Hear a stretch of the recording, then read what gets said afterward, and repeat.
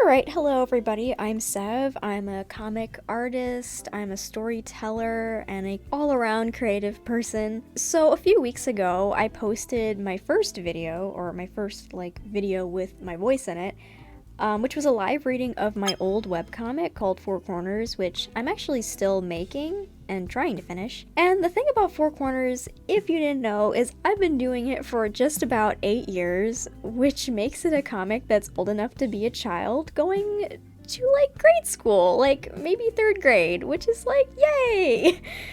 But anyway, I figured since I've been doing this comic for a really long time, I'd make a video listing the 8 things that I've learned while making a webcomic for this long. So I'm not going to waste any time, and I'm just going to go into the first thing, which is number 1. At the end of the day, you will stick with creating your comic because you love it. However, you don't exactly love every second of making it, and that's completely normal. So yeah, as humans, creatively, it's a little unrealistic to expect us to love something and be completely passionate about something 24 hours of every day of every week. Like any other kind of form of work, there comes periods of exhaustion, annoyance, and self-criticisms. All of that is very normal in moderation.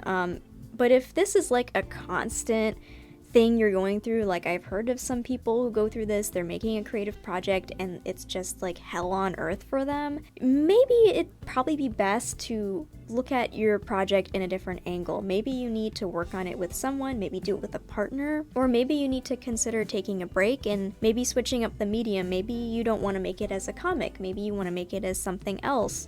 Or maybe you don't even have to really do it as a comic. It's okay to just dabble in making art and making characters and making their stories, but not necessarily stringing it together in a sequential format. So yeah, so on to number 2, which is if you don't like it, if it doesn't make sense, then cut it out of the script. And it's usually always for the best, because chances are if you don't like it, your audience won't either. So this is something that a lot of people talk about a lot all the time, which is just if you're coming across a part in your script and it feels painful to have to get to it, you're dreading having to thumbnail it out, you just don't like the scene, you don't like something about it, you need to look at it at a different angle and either change it or cut it out completely.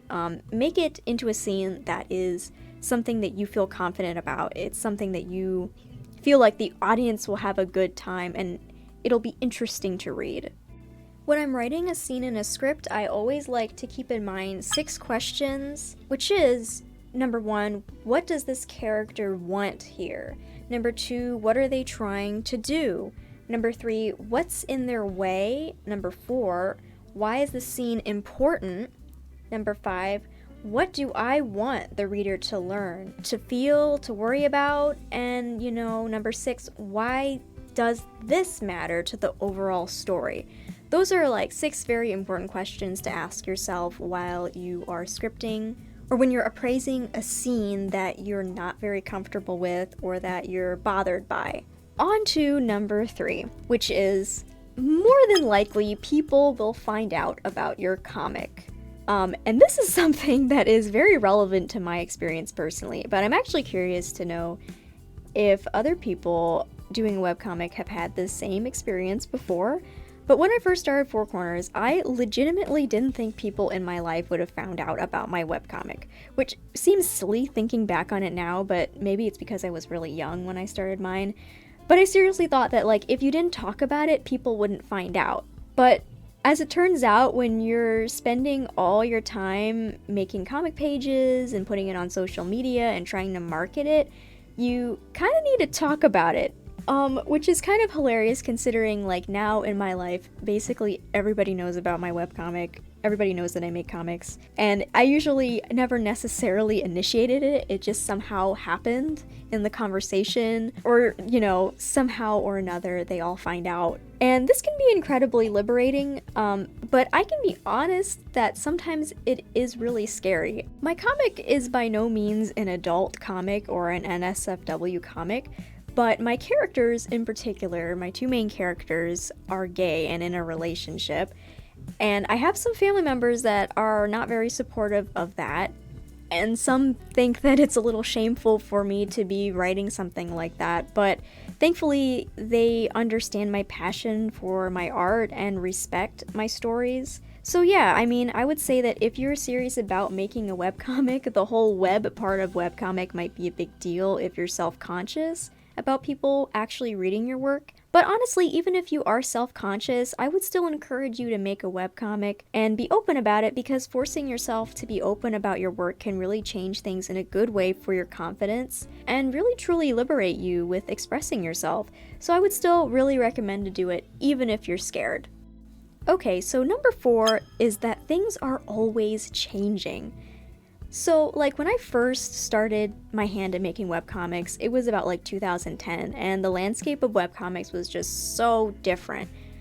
My main place of operation was Smack Jeeves, which I still think back fondly of to this day, but if you didn't know, back then web advertising was more of the way that you kind of advertised your comic. It was like more like web rings, link backs, affiliates, being on the web page of some of these websites. And that's kind of how your webcomic got spread around. And in terms of making money, a lot of people, what they did was they had ads running on their website using a website called Project Wonderful.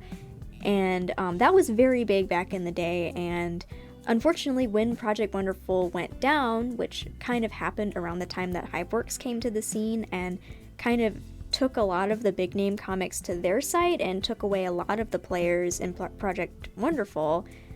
So eventually Project Wonderful shut down and people moved more towards doing webtoon and scrolling comics. And then of course Smack Jeeves got sold off to NHN, and yeah, I could go on and on about all the different things that I've watched change over the years.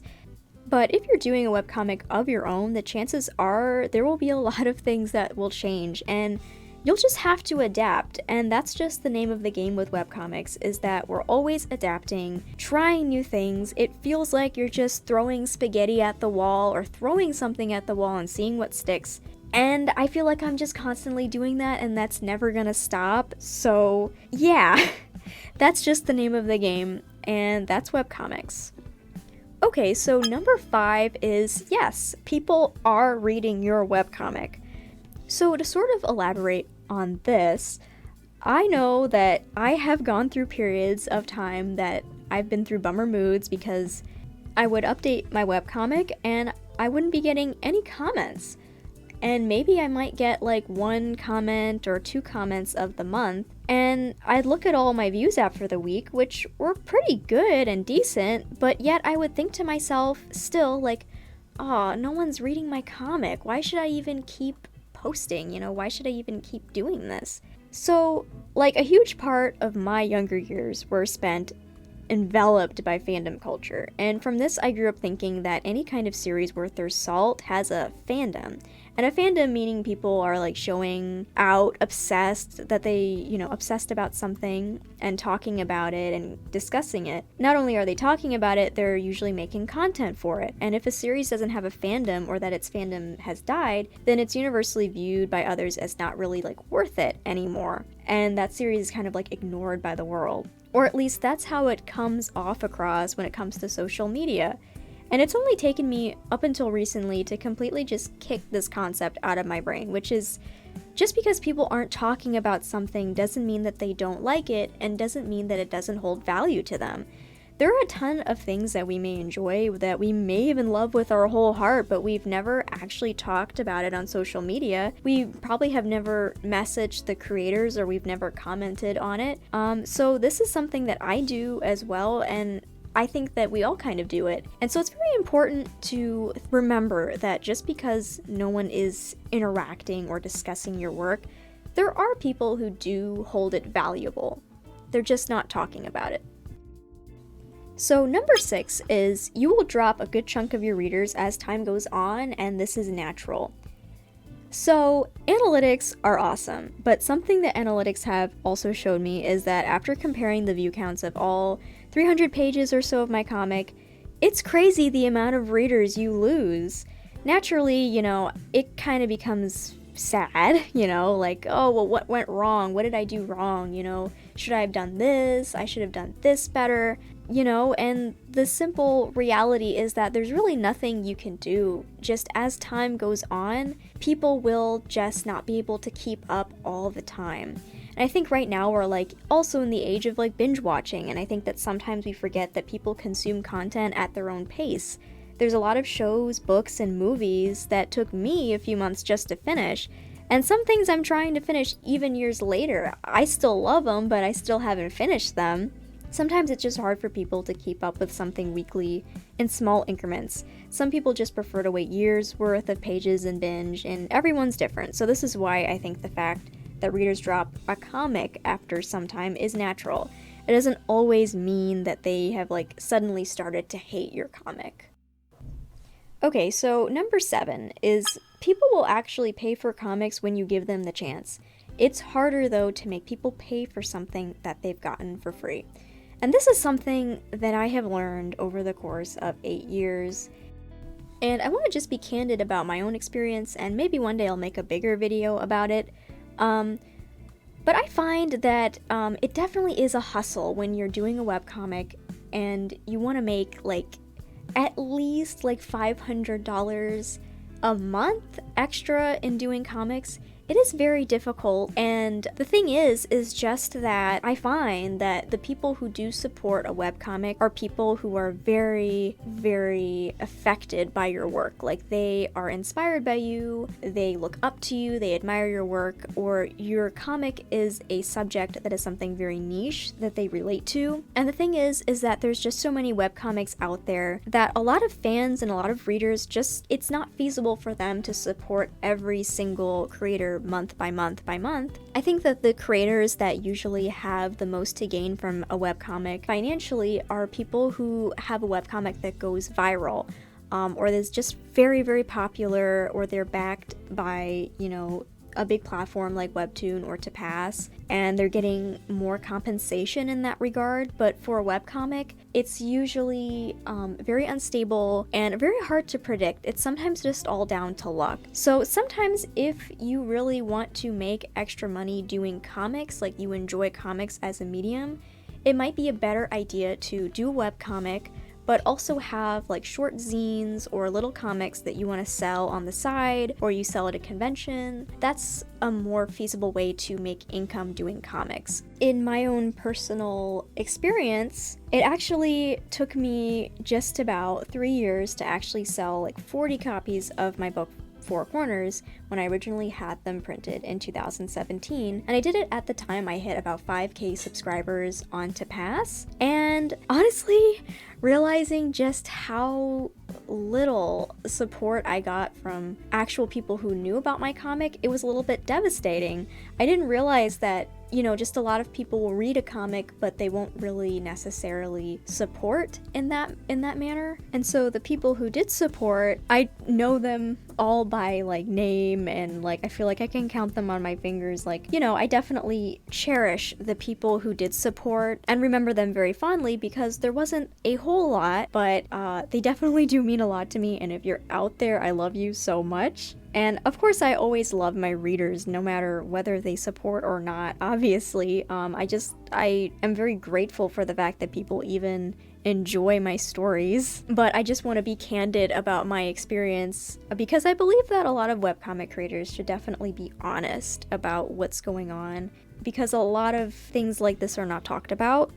And what I ended up doing, kind of, and what I'm still sort of doing, is I'm trying to make separate comics. I'm trying to make like other zines and such to sell on the side, and also solidifying the pitch for them. Trying to make really like high-end concepts, or trying to sell a comic just based on the pitch and of the idea. Like, for example, my first zine, Jerky God, has sort of a knee-jerk reaction to those who read the concept, and for some reason it does really well at conventions. It's about this ancient god of sustenance who is given offerings of plastic packaged jerky, but his mortal followers on Earth don't realize he can't open the packages, so a lot of people find that very funny and want to know more. And for my most recent zine called Charu, it's something that I can sell to the younger, like 13 plus demographic, which is about two poverty-stricken childhood friends who are tasked with the responsibility of taking care of a god who fell from heaven. So I would say that's my most realistic advice for webcomic creators who are kind of interested in the financial aspect and would like to make a little bit of extra money here and there. That's what I suggest. I want to make a bigger video about that one day once I do more research and I have more experience about making money with comics. But yeah, and on to the last section, which is it is okay to accept your flaws. Like, actually fully accept them. And when you do, it is liberating. So it goes without saying, my first chapter of Four Corners really sucks. The second and third chapters are also pretty bad, story-wise, art-wise, and especially the typesetting. And that's something I still suck at. Like, I'm still bad at typesetting and word bubbles and all of that. And I'm still learning about that. And that's the thing. It's like, we're always learning and we're always going to improve along the way. And I feel that when you actually really accept your art and you embrace it, it allows you to be free and to keep going. And it's something that I feel that you really need to have when you're doing a webcomic and just comics in general.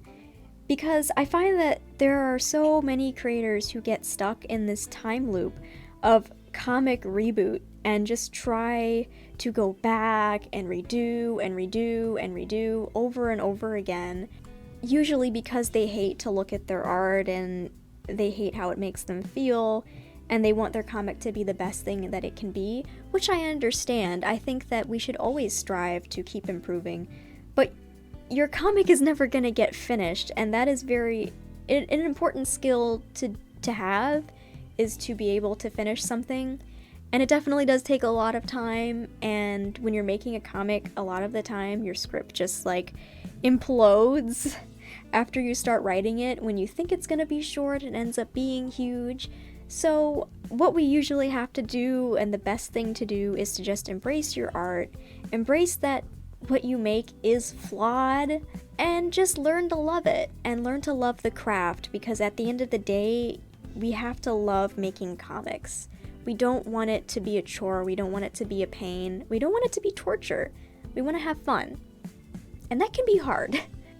So the moment I really started to just admit, that what I have here is not perfect, it might never be perfect to me, but I have to keep going, and the only way I can actually improve is to keep going, and I have to face what I have now and just keep going. So yeah, that's all the things that I've learned from making webcomics. 8 things at least. I'm pretty sure there's more maybe I'll think of. And so that's pretty much all I have for this video. If you have any comments about this subject, let me know the things that you've learned about making a webcomic, if you've made one. And if there's anything that you relate to, have you come across the same conclusions? Have you come across different conclusions? Let me know what you think. And don't forget to subscribe. I'm trying to make YouTube a thing, and I'm trying to make more discussion videos about comics and creative projects and all of that jazz. Yeah, so that is going to be pretty much it for the video. I will see ya in the next one. Bye!